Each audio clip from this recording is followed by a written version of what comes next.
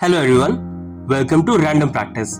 हमारी लाइफ में किसी भी सिचुएशन में अगर हमें किसी से नेगोशिएट करने की जरूरत पड़ती है तो हम लोग जाते हैं एक बैटल मेंटालिटी से कि हमें तो एक जंग लड़ने जाना है, और जिसमें ज्यादातर हम इस्तेमाल करते हैं गुस्सा और जिद का। हमें ऐसा लगता है कि इसका ऐसे इस्तेमाल करने से या ऐसे अप्रोच करने से हमारे जीतने के ऑड्स और चांसेस बहुत ज्यादा बढ़ जाते हैं। आज एक अलग अप्रोच से इस चीज को देखते हैं, एक साइंटिफिक तरीका अपनाते हैं जिसको फॉलो करके आप नेगोशिएशन टेबल पे ज्यादा पावरफुल फील करेंगे और ज्यादा अच्छी तरह से नेगोशिएट कर पाएंगे, एंड फाइनली आउटकम आपके फेवर में आने के चांसेस ज्यादा होंगे। अगर आपको ये वीडियो पसंद आए तो चैनल को लाइक और सब्सक्राइब जरूर करें और बेल आइकन को दबाना ना भूलें। चलिए कुछ साइंटिफिकली पॉइंट्स देखते हैं जिनको फॉलो करके आप बेटर नेगोशिएट कर सकते हैं। Point number 1, be confident. जब भी आप किसी से नेगोशिएट करने जा रहे हैं, ये आमतौर पे बहुत ही डिफिकल्ट कॉन्वर्सेशन हो जाती है आपके लिए, चाहे वो आपका बॉस हो, कोलीग हो या पार्टनर हो। तो सबसे पहले तो आपको कॉन्फिडेंट रहना है। कॉन्फिडेंट रहने के लिए सबसे पहले यू नीड टू बिलीव, आपको ये मानना है कि जो आप मांग रहे हैं वो आप डिजर्व करते हैं। एग्जाम्पल, अगर आप अपने बॉस से एक पर्टिकुलर सैलरी इंक्रीमेंट के लिए बात कर रहे हैं, सबसे पहले आपको बिलीव करना है कि हाँ, आप उस सैलरी इंक्रीमेंट को डिजर्व करते हैं। सेकेंडली, जब आप कॉन्वर्सेशन स्टार्ट करें, रिलैक्स, एक नॉर्मल कॉन्वर्सेशन की तरह बात करें, ना कि एक बैटल ग्राउंड की तरह कि आप लड़ने जा रहे हैं। In case negotiation face to face हो रही है तो make sure you are well dressed. आप बैठे तो आप पूरे कॉन्फिडेंस के साथ बैठे, आपका बैठने का पोस्चर बिल्कुल ही सही होना चाहिए। Third, eye contact. जिसके साथ भी आप नेगोशिएट कर रहे हैं उसके साथ आई कांटेक्ट मेंटेन करके रखें। इन तीनों चीजों से आपका कॉन्फिडेंस बहुत बढ़ेगा और सामने वाले को भी दिखेगा। Point number 2, be respectful.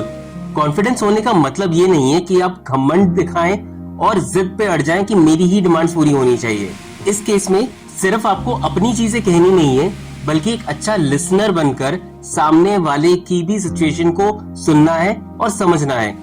क्योंकि अल्टीमेट गोल है जो नेगोशिएशन का, वो ये नहीं होना चाहिए कि मेरी डिमांड पूरी हो, बल्कि अल्टीमेट गोल ये होना चाहिए कि एक विन विन सिचुएशन क्रिएट होना चाहिए दोनों पार्टीज के लिए। Point number 3, do your research. किसी भी चीज के लिए नेगोशिएशन करने जा रहे हैं तो मेक श्योर आप उस चीज के बारे में पहले पूरी रिसर्च करके जा रहे हैं। मान लीजिए आप अपनी सैलरी नेगोशिएट करने जा रहे हैं किसी जॉब इंटरव्यू में, तो आपको पता होना चाहिए कि उस डेजिग्नेशन पे, उस काम के लिए कितनी सैलरी मार्केट में है, ताकि आप ज्यादा या बहुत ज्यादा कम कोट ना करें।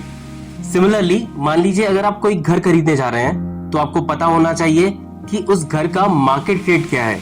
अगर आप ढंग से रिसर्च करके जाएंगे तो एक आप कॉन्फिडेंट रहेंगे कि आपको कितना कोट करना है, आपको एक अच्छा स्टार्टिंग पॉइंट मिलेगा और ओवरऑल कॉन्वर्सेशन को मैनेज करना बहुत ही आसान हो जाएगा। पॉइंट नंबर 4, नो योर बांटना। बांटना बेसिकली एक एबिलिटी है और एक विलिंगनेस है कि आप किस पॉइंट पर उस पर्टिकुलर डील से या नेगोशिएशन टेबल से उठकर बेस्ट पॉसिबल ऑल्टरनेटिव लेना चाहते हैं। इसको एक एग्जांपल से समझते हैं। मान लीजिए कोई प्रोडक्ट है जो आपको किसी पर्टिकुलर शॉप पर 100 रुपए का मिल रहा है, तो 100 रुपए आपका बांटना बन जाएगा। अब नेक्स्ट शॉप पर अगर आप जाएंगे तो आप तभी लेंगे उस प्रोडक्ट को अगर आपको वो 100 रुपए से कम पे मिलता है। अगर वो 110 का लगाता है तो आप उस डील से वॉकआउट करेंगे और वापस आकर 100 रुपए का ये प्रोडक्ट खरीद लेंगे।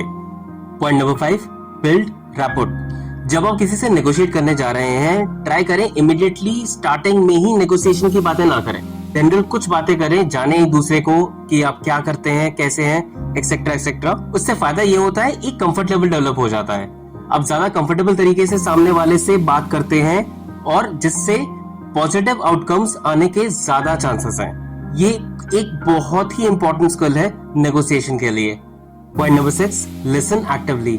जब भी आप नेगोशिएशन टेबल पे नेगोशिएट कर रहे हैं, एक कॉमन अर्ज होती है कि सामने वाला बोल रहा है तो हम इमीडिएटली सोचना शुरू कर देते हैं कि मुझे आगे क्या बोलना है या क्या काउंटर क्वेश्चन करना है, और इसकी वजह से जैसे ही वो चुप होता है हम बोलना शुरू कर देते हैं या कई बार उसकी बात काटकर भी बोलना शुरू कर देते हैं। इसके अंदर please be a good listener. शांति से बैठे, अच्छी तरह से सुने कि सामने वाला क्या कह रहा है, क्या बोलना चाहता है, उसे समझें। 1 मिनट का पॉज लें फिर सोचें और फिर बोलें। इससे एक तो अच्छी तरह से आपको जो नॉलेज और इन्फॉर्मेशन उस डील के रिलेटेड सामने वाला दे रहा है वो सीप इन करेगा, आप अंडरस्टैंड ज्यादा अच्छी तरह से करेंगे और ज्यादा अच्छी तरह से आप आगे चीजों को डिस्कस कर पाएंगे, जिससे अगेन आपकी नेगोशिएशन पे बहुत ज्यादा इफेक्ट पड़ता है। पॉइंट नंबर 7, एंकरिंग बायस। जब नेगोशिएशन करने के लिए बैठते हैं, सामने वाला एक पर्टिकुलर फिगर बोलता है आपको, तो आप नोटिस करेंगे कि पूरी जो कॉन्वर्सेशन है, पूरी नेगोशिएशन उसी फिगर के आसपास घूमती रहती है। यानी कि वो एक पर्टिकुलर फिगर पे एंकर कर देता है पूरी नेगोशिएशन को। इसको अवॉइड करें। इसको अवॉइड करने के लिए ट्राई करें कि पहले आप एक फिगर बताएं।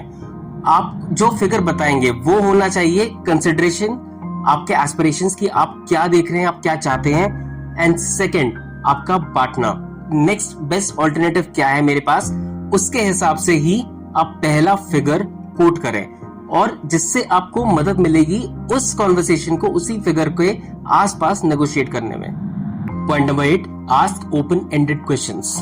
अगर आप ओपन एंडेड क्वेश्चंस पूछते हैं उस नेगोशिएशन में, उस डील के रिगार्डिंग, एक तो डील जो है वो कॉन्वर्सेशन की तरह लगती है, ना कि एक फाइट की तरह।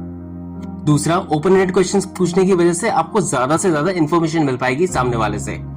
जब आप पूछे over ended questions, sir make sure करें कि ऐसे क्वेश्चंस मत पूछे जिसका आंसर यस या नो में दिया जा सके, बल्कि जिसके वजह से वो ज्यादा इंफॉर्मेशन आपको प्रोवाइड करे और अल्टीमेटली आप वो इंफॉर्मेशन यूज कर सकते हैं अपनी डील को क्लोज करने के लिए। Last point, walk away. कभी कभी कुछ डील्स इतनी खराब होती हैं कि आपको नहीं लेना चाहिए। अगर वैसी कोई सिचुएशन होती है, आप मेंटली प्रिपेयर्ड रहें टू वॉक अवे। उस नेगोशिएशन को वहीं पे रोकें और छोड़ दें।